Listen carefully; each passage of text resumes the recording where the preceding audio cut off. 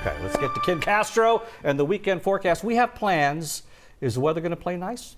Well, I'm going to steer your plans where they're not going to play nice. I'm just kidding, Ron. What? What was that? Oh, she's trying to be mean again. That's I what it is. But she can't do it because she's not mean. She's very nice. I'm like Teflon. I'm like Teflon. It just bounces right off me. I'll tell Steph to go to the nice spots, and then the late night storms, Ron, I'll tell you where those are going to be, and I'll send you there. I'm just kidding.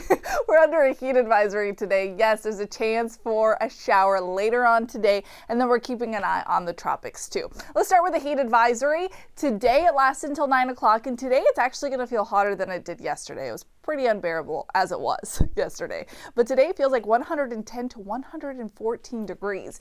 We're going to pump in a lot of Gulf moisture throughout the first portion of the day, and then you'll notice the wind starts to shift out of the north. That's because there's a couple of storms brewing in central Texas, so that's a snapshot at 7 o'clock in the evening, and some of these could push into our far western cities and counties, and actually, if they pick up enough wind, they could make it all the way into downtown. So that's a snapshot at midnight. What's a noticeable feature? Well, first of all, we have a couple of downpours on the map, and then you'll notice this little line here, this bow, that could signal the potential for some gusty wind. So keep that in mind if you are out and about late tonight. Not only could you run into a downpour, but there's a threat for some wind. Right now, the Storm Prediction Center is only highlighting Bryan College Station, Brenham, and Columbus, but based on what I'm seeing, we could have some wind impacts even into Harris County.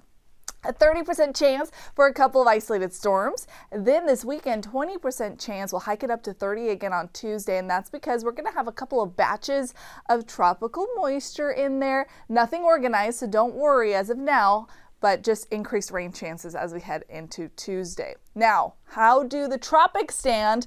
There is a cluster of storms that now has a 50% chance of development. This is something we'll have to watch in the long term, so over the next 8 to 10 days.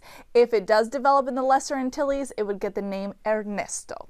7-day forecast looks like this. So all about the heat. The century mark again today, upper 90s with those